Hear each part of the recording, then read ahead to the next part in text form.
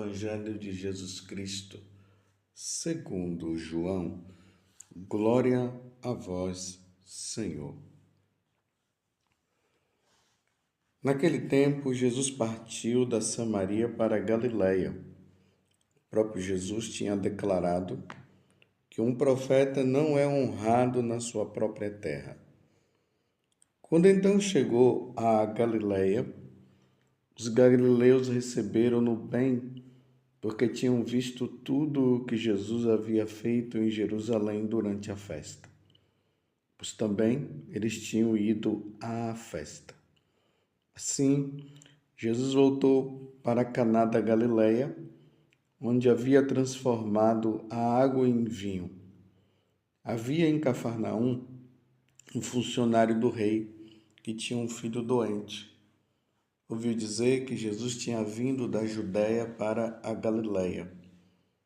Ele saiu ao seu encontro e pediu-lhe que fosse a Cafarnaum curar seu filho, que estava morrendo.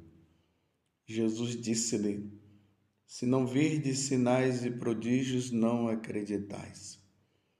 O funcionário do rei disse: Senhor, desce antes que meu filho morra. Jesus lhe disse: Pode ir, teu filho está vivo. O homem acreditou na palavra de Jesus e foi embora. Enquanto descia para Cafarnaum, seus empregados foram ao seu encontro, dizendo que o seu filho estava vivo. O funcionário perguntou a que horas o menino tinha melhorado. Eles responderam: A febre desapareceu ontem, pela 1 da tarde. O pai verificou que tinha sido exatamente na mesma hora em que Jesus lhe havia dito: Teu filho está vivo. Então, ele abraçou a fé, juntamente com toda a sua família. Esse foi o segundo sinal de Jesus. Realizou-o quando voltou da Judéia para a Galiléia. Palavra da salvação. Glória a vós, Senhor.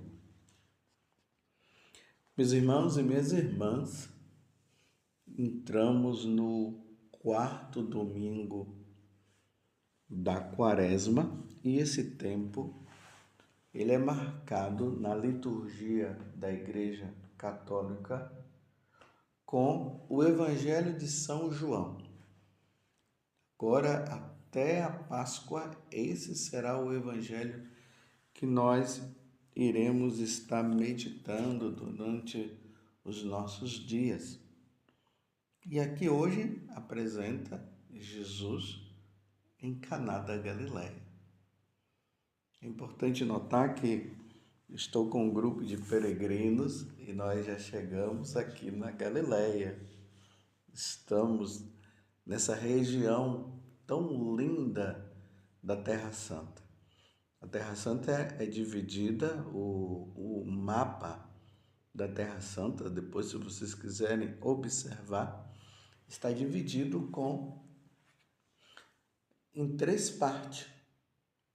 Na parte norte, a Galileia, onde nós estamos aqui com os peregrinos. Depois vem a Samaria e depois a Judéia. Hoje nós já tivemos a oportunidade de conhecer alguns lugares aqui da Galileia. Que lugares são esses? Nós já tivemos a oportunidade de aqui ir no Monte Tabor, que é o lugar da transfiguração de Jesus, em Nazaré. E ali na cidade de Nazaré, tivemos a oportunidade de ver a Basílica da Anunciação, onde o anjo apareceu a Nossa Senhora para falar que ela seria a mãe do Salvador.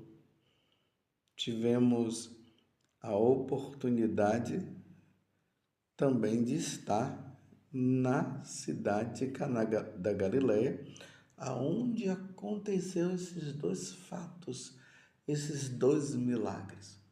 Primeiro, o milagre da transformação da água em vinho. Se lembram que Nossa Senhora falou para Jesus, não temos mais vinho, e Jesus não queria fazer o milagre, e ele acabou fazendo. E ali é o capítulo 2 do Evangelho de São João, termina dizendo que Jesus voltou, né? Jesus está ali naquela cidade, voltou para Nazaré e os discípulos creram nele. Os discípulos passaram a acreditar e ver que Jesus realmente é Deus. E é aqui nessa cidade da Galileia, chamada Caná, que acontece esse outro milagre que nós acabamos de ouvir.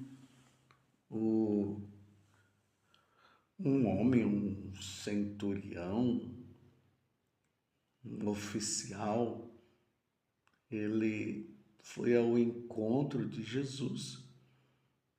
Ele estava em Cafarnaum. Nós teremos a oportunidade de aqui os peregrinos conhecer também a cidade de Cafarnaum, onde esse funcionário do rei tinha um filho que estava doente. E ele foi em busca de Jesus, uma vez que ele tinha ouvido que Jesus tinha feito esse milagre de transformar a água em vinho em Caná da Galileia.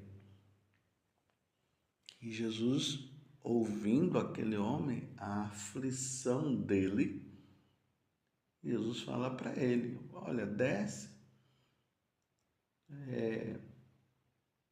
que seu filho está bom, pode ir que o seu filho está curado. Mas o homem, ele queria era que Jesus fosse lá, porque imagina Jesus fazer a cura de uma pessoa à distância. A cura é feita assim, a pessoa reza pelo outro, é preciso que ele esteja presente. Mas à distância, a distância ali de Caná da Galileia para Cafarnaum, mais ou menos, para nós que moramos lá em Cachoeira Paulista, é mais ou menos entre Lorena e Cachoeira Paulista. Cachoeira Paulista e Lorena, dá ali uns 20 e poucos minutos no máximo, né, de carro. Na verdade, são uns 15 minutos. E nessa distância, Jesus proclama: pode ir, fica em paz, que a febre do seu filho desapareceu. Ele está bom. Podes ir, teu filho está vivo. O homem acreditou na palavra de Jesus e foi embora. E ali era a cavalo. Então ele foi. E antes de chegar, eu só estou narrando o evangelho para vocês compreender melhor. Quando ele vai, um funcionário vem ao encontro dele e fala: a febre desapareceu ontem, pela 1h da tarde. Primeiro o funcionário, o empregado, vai ao encontro dizendo: o seu filho está vivo. Aí ele pergunta ao funcionário: mas que horas foi que aconteceu isso? Ele respondeu: a febre desapareceu ontem pela 1h da tarde. E aqui fala que o homem creu junto com toda a sua família. Toda a família dele creu. Creu em quem? Em Jesus. Que Jesus é o Senhor, que Jesus é o Salvador, que é a Ele que nós devemos nos dirigir. Isso aconteceu à distância. Meus irmãos e minhas irmãs, Deus é presente. Deus está em todo e qualquer lugar. É por isso que Jesus, na hora que ele ensina-nos a oração do Pai Nosso, ele pede que nós entremos no quarto, fechemos a porta e ali nós podemos falar com o Pai, podemos falar com Ele, podemos falar com o Espírito Santo. Que Ele nos ouve porque Ele está presente. Embora nós não vejamos com os nossos próprios olhos, mas Ele está presente. Deus é onisciente. Ele tem a consciência, Deus tem a ciência de todas as coisas. Deus é onisciente, é onipresente e é todo-poderoso. Esses são os atributos, as qualidades que nós podemos dar para Deus. Deus tem um conhecimento de todas as coisas, mas ao mesmo tempo Ele está presente. Aí onde você está agora, Ele está presente. Nós não conseguimos enxergar com os nossos olhos, mas pela fé, pela virtude teologal da fé, nós cremos, Ele está presente, Ele está aqui. Por isso que nós não podemos de maneira nenhuma nos desesperar, achando que Deus nos abandonou, que Deus está longe de nós. Ele está em qualquer lugar, em todo lugar onde nós estivermos, Deus é presente. Isso é um mistério. Por exemplo, eu não posso estar presente em todo lugar. Eu não posso estar presente em Nazaré e ao mesmo tempo estar presente na Galileia ou em Cafarnaum. Ao mesmo tempo, não. Só se isso for por uma graça de Deus. Só se Deus permitisse que isso acontecesse, chamada bilocação. Quantos santos na igreja tiveram essa graça da bilocação? São Padre Pio de Pietretina teve e tantos outros, mas é graça de Deus. Mas não é essa presença com a presença de Deus, não. Deus é presente em todo lugar. Como diz o Salmo 138, se eu estou no abismo, se eu estou no céu, em qualquer lugar onde eu estiver, Ele está. E isso nós podemos crer. Aquela família que recebeu essa cura desse filho, eles tomaram consciência disso. Passaram a acreditar na divindade de nosso Senhor Jesus Cristo. Não era apenas o Jesus de Nazaré, é Deus, Deus presente. Você compreende isso? É necessário que nós tenhamos consciência. Deus, quando Ele quer, Ele faz. Ou melhor, Deus sempre fará. Como eu já tenho dito muitas vezes para vocês, nas nossas orações, quando nós fazemos nossas orações, Deus ouve, mas Ele vai responder para nós com um sim ou com um não. Isso vai depender de como Deus vê a situação que nós estamos vivendo. E se servir para a nossa salvação, Ele vai conceder esta graça. É por isso que, diante de qualquer pedido que nós fazemos ao Senhor, nós devemos nos alegrar com o sim dele ou com o não dele. Mas Deus fez esse milagre. Ele, lá na Galileia, Ele apenas pronunciou a frase: o seu filho está vivo, o seu filho está bem, o seu filho está curado.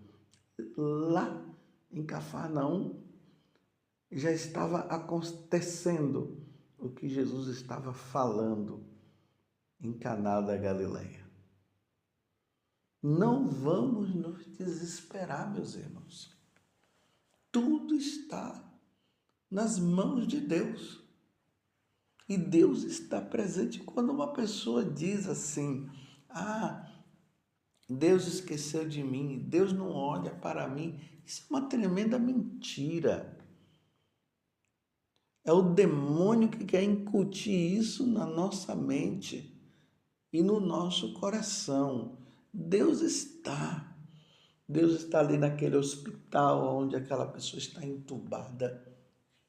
Deus está lá no presídio onde aquela pessoa está pagando pelo mal feito e esperando também a conversão dele. Deus está lá esperando. Mas aquele também que está no presídio de forma injusta, Deus está presente também lá. Deus está presente quando você está trabalhando. E aqui eu vou dizer uma coisa: Deus está presente quando nós pecamos. Não adianta se esconder. Podemos até nos esconder de qualquer pessoa, mas de Deus nós não nos escondemos. Estou dizendo nós, para você entender também. E eu estou lutando para ser melhor. Eu estou lutando para cada vez mais ser de Deus. Mas imagine quando se cai naqueles pecados do roubo, da corrupção,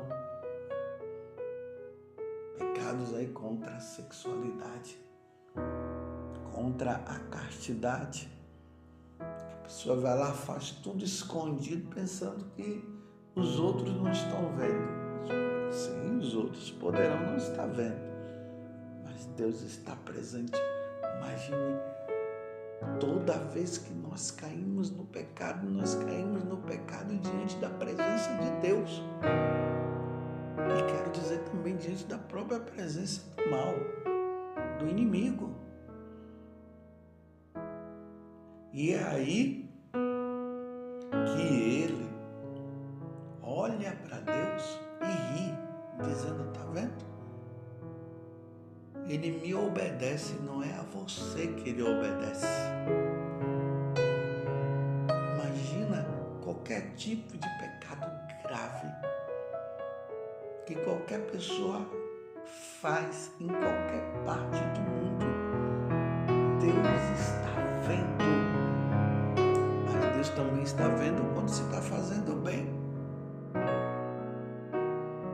Em qualquer situação, Deus é onipresente. Ele está presente. Deus vê todas as coisas. Ainda que caia um fiapo de cabelo da minha cabeça e eu não veja, Deus está vendo. Deus vê. Não se desespere achando que Deus te deixou. Mas vamos dar um passo a mais, meus irmãos. Toda vez que tiver alguma ocasião de pecado que nós precisamos fugir, vamos entender que na hora que se está fazendo aquele mal, aquele pecado, Deus está vendo. E cada pecado não confessado, não arrependido, teremos que pagar diante de Deus. Deus é presente. Deus silencia. Mas por que Deus silencia? Porque Ele já disse que nós não devemos fazer. E Ele espera de nós uma resposta. Mas você que se sente só, Deus está onde? Eis que estarei presente todos os dias até o fim dos tempos. Foi as últimas palavras que Jesus falou para os apóstolos quando ele estava subindo para o céu. Que Nossa Senhora nos ajude nesta compreensão. Nós não vamos blasfemar dizendo que Deus nos esqueceu. Deus está presente. Ele nos conhece.